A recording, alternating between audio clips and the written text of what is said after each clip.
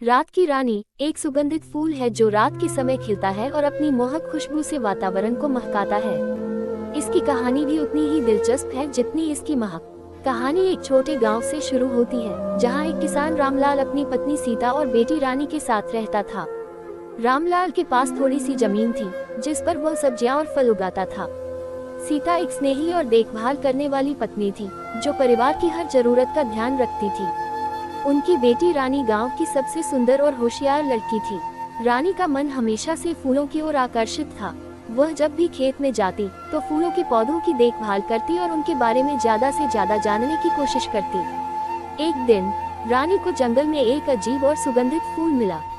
उस फूल की महक इतनी अद्भुत थी कि वह उसे अपने साथ घर ले आई। रानी ने उस फूल को अपने बगीचे में लगाया और उसकी पूरी देखभाल करने लगी। वह फूल धीरे धीरे बढ़ने लगा और रात के समय खिलने लगा। जब यह फूल खिलता तो उसकी खुशबू चारों ओर फैल जाती। गांव के लोग भी उस फूल की खुशबू से मोहित हो गए और उसे रात की रानी नाम दिया। इस फूल की महक ने गांव में एक नई ऊर्जा ला दी। लोगों को इसकी खुशबू से आराम और शांति मिलती थी। धीरे धीरे रात की रानी की महक की प्रसिद्धि दूर दूर तक फैल गई। लोग दूर दूर से इस फूल को देखने और उसकी खुशबू का आनंद लेने आने लगे।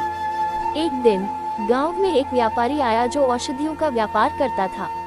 उसने रात की रानी की खुशबू को महसूस किया और उसकी अद्वितीयता को पहचाना। उसने रामलाल से इस फूल को खरीदने की इच्छा जताई और कहा कि वह इस फूल से सुगंधित तेल बना सकता है, जो औषधियों में प्रयोग किया जा सकता है। रामलाल और रानी ने व्यापारी की बात मानी और उसे कुछ फूल बेचे। व्यापारी ने रात की रानी के फूलों से सुगंधित तेल बनाया, जो बहुत लोकप्रिय हुआ। इस तेल की मांग बढ़ने लगी और इससे रामलाल के परिवार को अच्छा लाभ होने लगा। इस प्रकार रात की रानी के फूल ने न केवल गांव की सुंदरता बढ़ाई, बल्कि रामलाल के परिवार की आर्थिक स्थिति को भी सुधार दिया। रानी को अपने फूलों की देखभाल करना और भी अच्छा लगने लगा और उसने अपने बगीचे में और भी सुगंधित फूल लगाना शुरू कर दिया।